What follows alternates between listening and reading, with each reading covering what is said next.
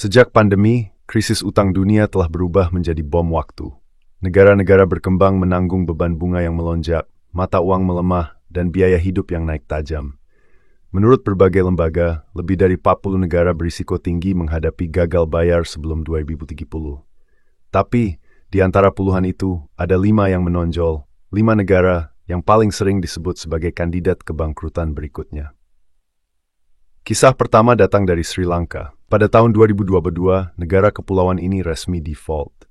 Rakyat antre BBM berhari-hari, listrik padam, dan pemerintah bahkan tidak mampu membayar obat-obatan dasar.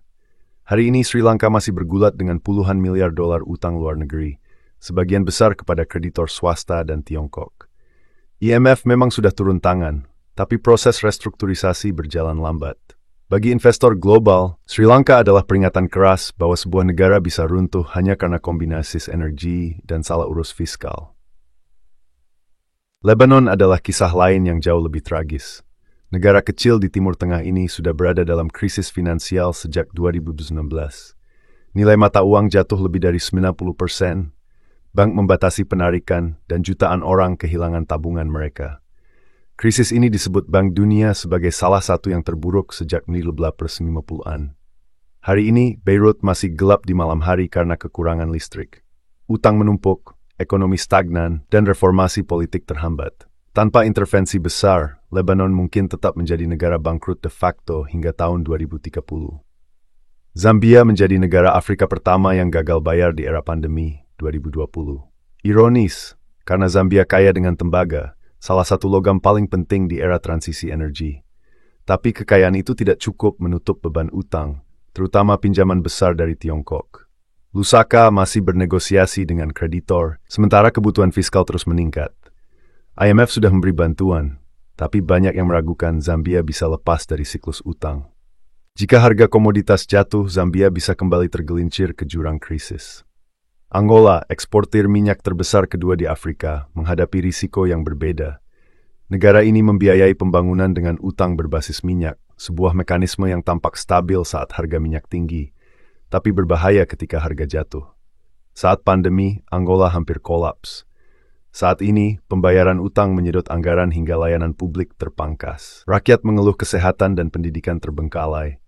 Dan dengan harga minyak yang semakin fluktuatif, Angola bisa terguncang lagi dalam beberapa tahun ke depan. Ghana dulunya disebut sebagai rising star Afrika Barat, tapi belakangan, negara ini masuk daftar risiko gagal bayar paling tinggi. Inflasi mencapai rekor, cadangan devisa menipis, dan utang negara melonjak tajam. Pada 2022, Ghana menunda pembayaran sebagian obligasi luar negeri. IMF kembali harus turun tangan.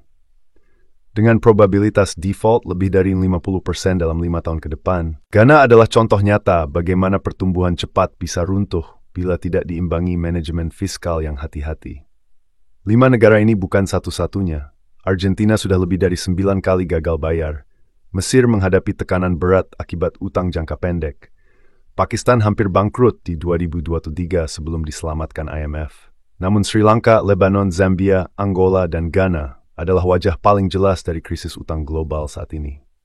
Masing-masing mewakili pola yang berbeda, krisis energi, krisis politik, ketergantungan komoditas, atau salah kelola fiskal.